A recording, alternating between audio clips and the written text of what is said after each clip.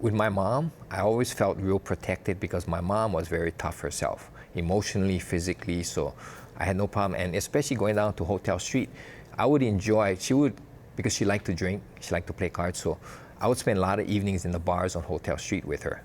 And for a child, it was fun because I was the only kid there, so different people were buying me sodas. Dr. Elliot Kalauawa grew up in a tough neighborhood. His mother spent most of her time drinking and gambling in bars. Yet he says he never felt deprived or neglected. Dr. Elliot Kalauawa of Honolulu, next on Long Story Short. Long Story Short with Leslie Wilcox is Hawaii's first weekly television program produced and broadcast in high definition. Aloha mai kākou. Dr. Elliot Joseph Kalauawa is the Chief Medical Officer at Waikiki Health. It's a nonprofit community clinic that provides medical and social services, even when a person has no means to pay. Dr. Kalauawa is the recipient of numerous awards for his work with HIV/AIDS patients and is widely recognized as one of the most respected HIV physicians in Hawaii. Dr. Kalauawa is well known for his compassion and caring for patients. The circumstances of his childhood could have shaped his character much differently. In the beginning, it was just my mom and I, because when my mom got pregnant, she didn't want to marry my dad. So she basically ended that relationship, and then she was on her own.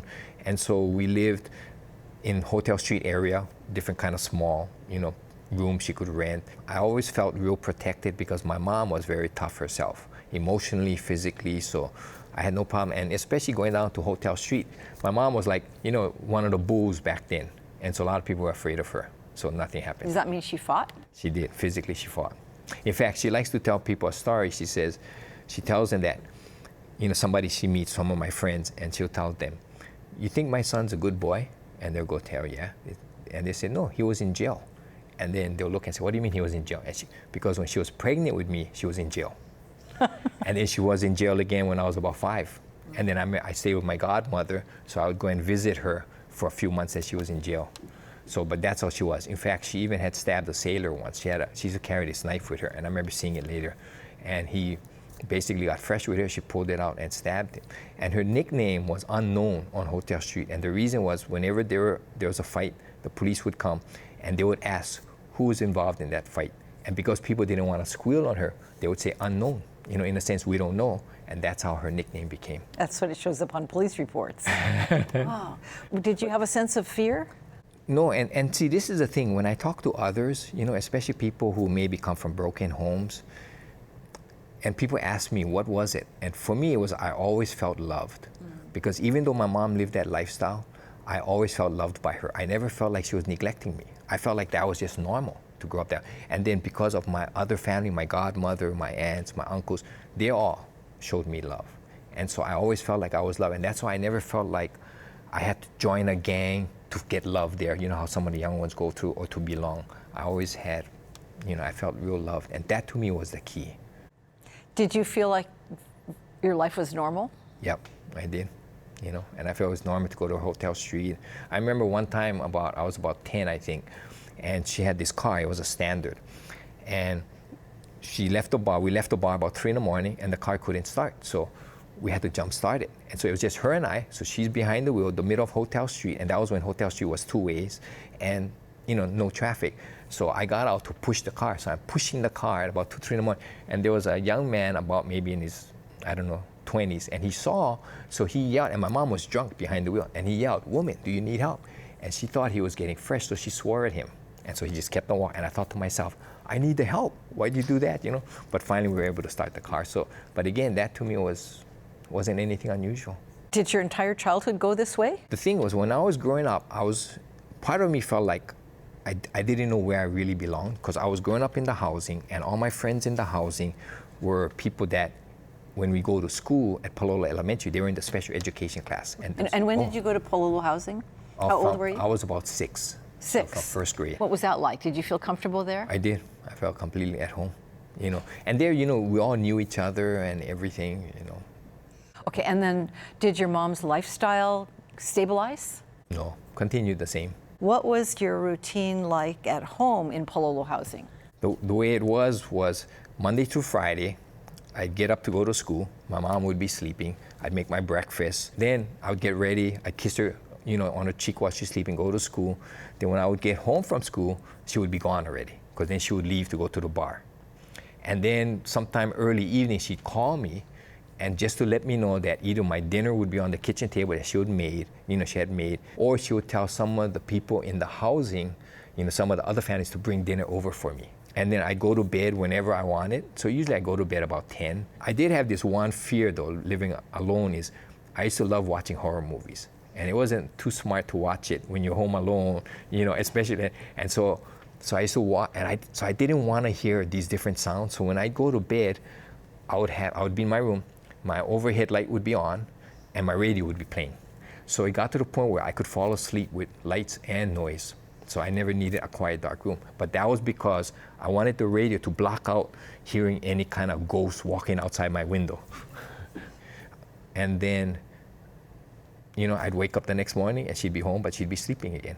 And so it was only on the weekends when we would talk face to face. So how did you handle that as an older kid? I mean, because you can get into a lot of trouble when you're a little older, especially. Yeah, and I'm not sure why, because I used to hang around with these kids in the housing, and they were all getting into trouble. And now some of them have been in jail. One, I heard, he was murdered, maybe in his late 20s. So they all kind of went. And so I used to hang around with them. But the interesting thing, then when I go to school, because I would be in, what they call the A class then with the smart kids. So I'd hang around with those kids, and they were outside the housing. So they had a lifestyle that was more like middle class, middle class, income class. And so in the housing, I'd be one group, in school, I'd be with another group. And it's funny because when we'd go to school, the kids I was with in housing, we'd walk to school, then I dropped them off at the special education class. I'd walk to my class. After school, I'd walk back, and I pick them up, and we all go back into the housing. So, so that's kind of how things went. So, yeah, I look back, and I think I could have gotten into trouble with them. But I think the main thing, I give my mom a lot of credit. My mom was very strict, even though she was doing that type of lifestyle. Her feeling was she never wanted me to have the kind of lifestyle she had. So she would always tell me that, because she only went to 8th grade to Kalauawa Intermediate, and then she quit school. And so she would tell me, you study. And even though she wasn't home when I'd come home from school, I guess because I knew she could be so firm, and because I knew she really wanted me to do that. When I came home, I would study. I got all my homework done. Then I would go out and play with the housing kids. So the housing kids would just wait until my studies were done, because they didn't have to study. So I would study, and then I go. But I think it's because she drilled that in me. She says, education is what you need. And so she would force me to make sure I did that. But her influence was so strong, even though she wasn't physically there. I sort of always felt the need to obey, even though she wasn't around. But I loved to read. I enjoyed studying. So you felt very wanted. I felt very wanted, and I think that's what made me not have a desire to feel like I had to get into, trouble or do it. Because I felt that's the key. I felt very loved. That's very different. I mean, it was neglect. I know. I look back now, it was neglect. And I look back and I think, why do I get the sense that my mom really loved me? Well, for some reason, I think it's because when I interacted with her, I could see the love. And because she was very strict, and back then, parents were disciplining kids with what would be child abuse. Because, I was hit with the clothes hanger, the iron ones with the belt. And one day she had shared something with an adult person who happened to mention it to me, is that when she would do that to me, and then I go to bed crying, that after I fell asleep, she would come into the room and basically cry because she had done that to me. What had you done to cause her to whack you? When I would try to get into trouble, steal or things, and if she found out about it, because she always told me, don't do anything bad. So she would always tell me that. Even though she did, she said, do not do anything bad. It's funny. It's a double standard. I know, it's such a contradiction in terms. It is. It really is, And I think it's because she so much didn't want me to be like her lifestyle. Because the bottom line is, when she got older, she shared with me, she was not happy with her lifestyle at all. So it wasn't like she was happy living like that. I want to know what your mom would have said if you said, hey, Mom, if you really don't want me to turn out wrong, stop doing what you're doing and be here with me, and don't show me that example. She would have just ignored it. She would have said, I don't care, you're going to do it. That's what she would have said. That's the kind of person she, she's the kind of person really didn't care what others thought. This is what she told me, and she would tell me this several times. She said, don't care what people think if they're not feeding you. And so that's why I grew up having that kind of a, that tough thing where it's hard to offend me because I have a tough skin. And I tell people, just tell me what you think, because I like it to be constructive. And to me, in order for it to be constructive, the person has to tell you what they feel. And likewise, I tell them what I feel. But that's from my mom. It's all just to make things better. So it's never with malicious. It's always to make things better. But when you dish it out, you have to be able to take it. Yeah. Can you take it? Oh yeah, definitely I can. You don't feel hurt or angry? No. I prefer people be honest with me. Elliot Kalauawa's hard work and discipline did not go unnoticed by his teachers. This was especially helpful because he decided at a young age that he wanted to become a medical doctor, a profession that had a cultural precedent in his family. From when I was a child, I was told that my last name, it's Kalauawa, and it means life, breath of life and strength. My grandmother was a kahuna, so she was involved in a lot of healing, and she used to use plants a lot, so she used to do that a lot. So I'm assuming that's probably the connection there. And then you wanted to be a doctor from the time you were a kid. Yep. Did you ever see your grandmother treating people? No, because she died when I was about a year and a half. But my mother would tell me about it. They had a house on Gulick Avenue, and she had a separate room where when she wanted to heal people, she would take them into the room, and she wouldn't let anybody else go into the room. It was just her and the individual. And did your mother tell you about stories of people getting healed? Yeah, she did. But all kinds of, unusual things, all kinds of things happened, that kind of thing. And I guess part of the reason my grandmother, from what my mom told me, didn't want anybody else there, especially young kids. She was afraid what effect it would have on them. So I really don't know what kind of, ritual she did. And, I know she used plants. She grew a lot of plants. The plants were the two sacred things in her life were her plants and her Bible. Because she was also a deacon at a Hawaiian church, Kamakua. So those were the two sacred things in her life. She was pure Hawaiian, and she spoke Hawaiian fluently. And so my mother and my uncle, because my mother only had one sibling, her older brother, and his children were all older than me, and they all grew up knowing Hawaiian, fluent Hawaiian, because she only would speak English to people who didn't understand Hawaiian, like if a visitor came over. So that's the thing that I kind of feel I wish I had been exposed to. But once she died, the motivation to speak Hawaiian died. So nobody spoke Hawaiian, because this was in the 40s and 50s.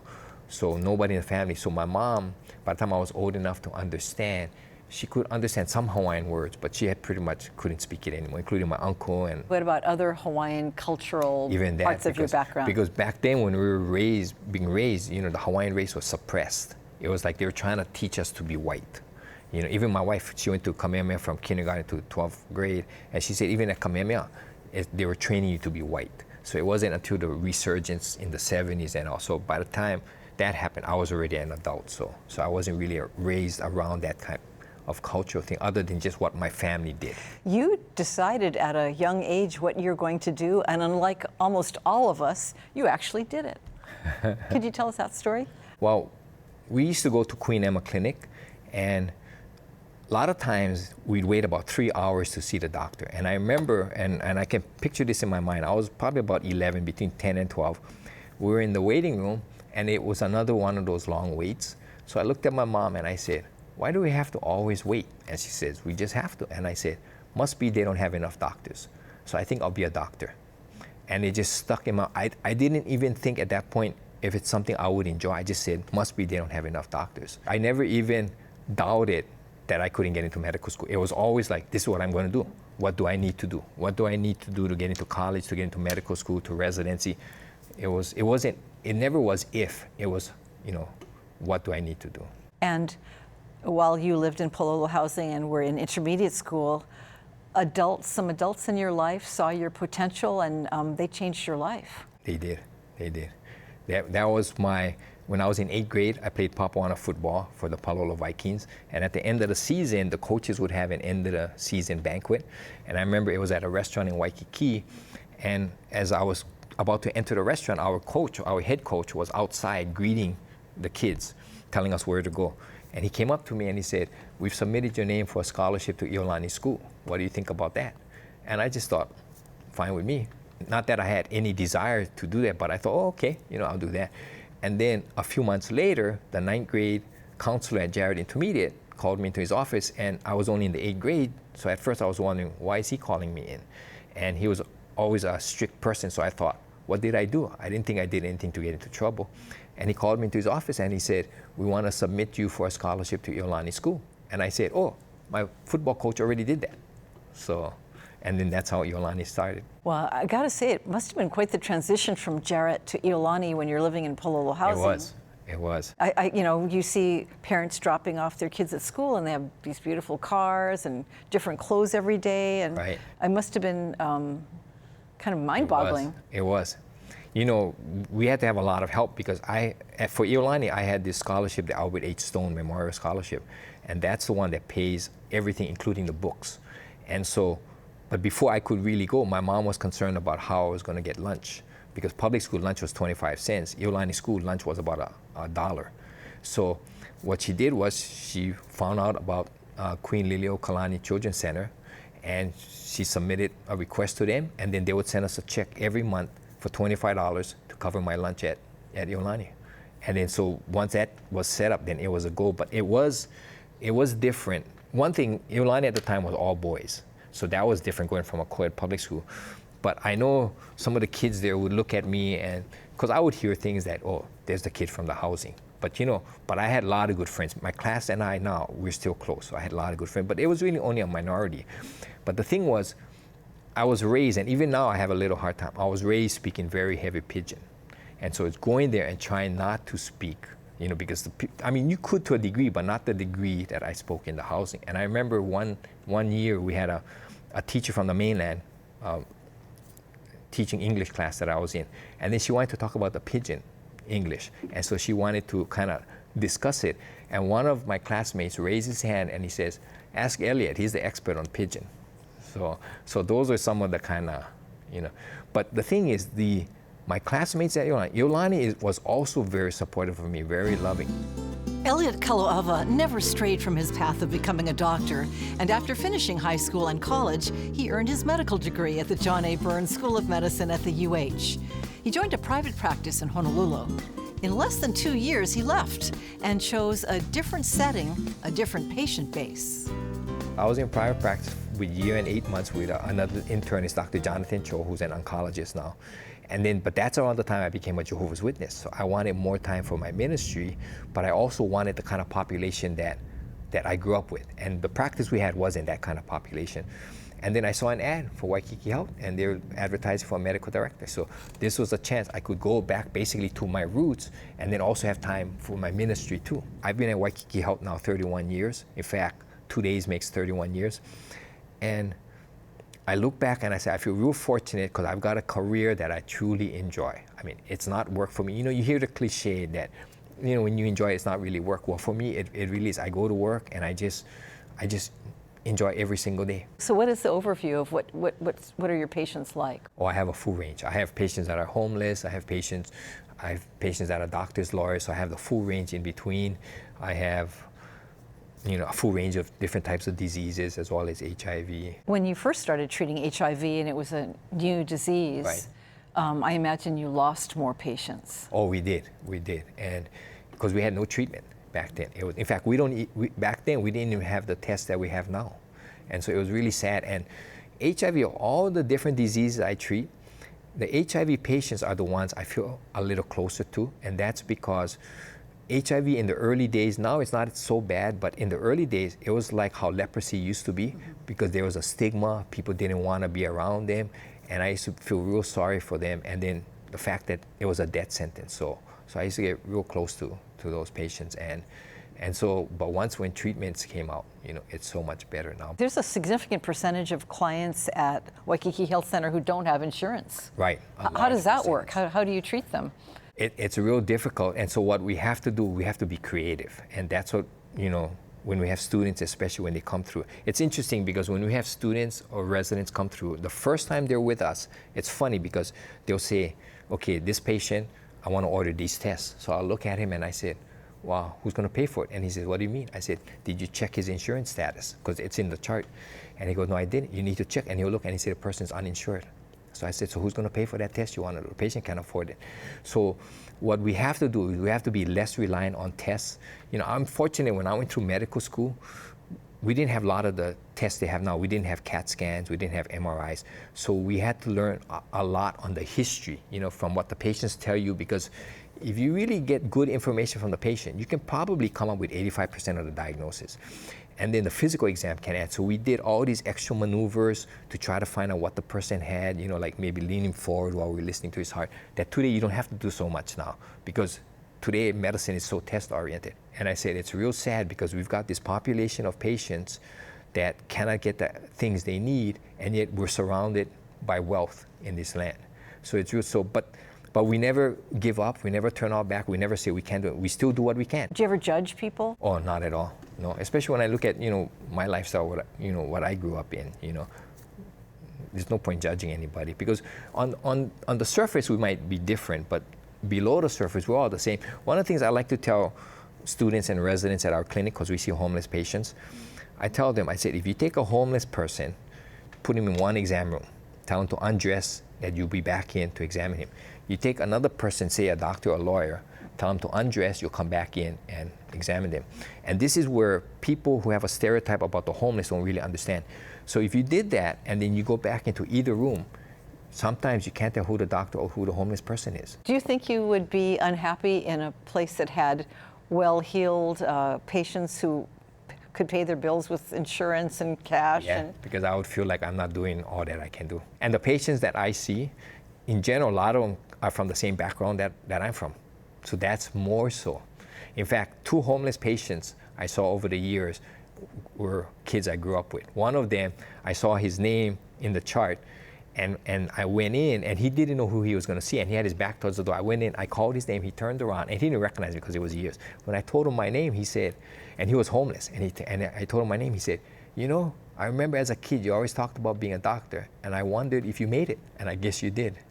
You know, and then another one of my patients, I played Little League Baseball with him, and then a couple weeks later, after I saw him, I'm coming into the clinic, I'm walking through the waiting room, he's with another homeless patient, and he stops me and he says, hey, tell my friend here that you and I used to play baseball together. And I said, yeah, we used to play baseball together. I guess his friend couldn't see that his homeless friend grew up with a doctor. Let's pick up on the Jehovah's Witnesses. Yeah. So when you talk about ministry, are you talking about going door to door? Yes. And how do people receive you? Knock, knock, knock, I'm from the Jehovah's Witnesses. You get a mix.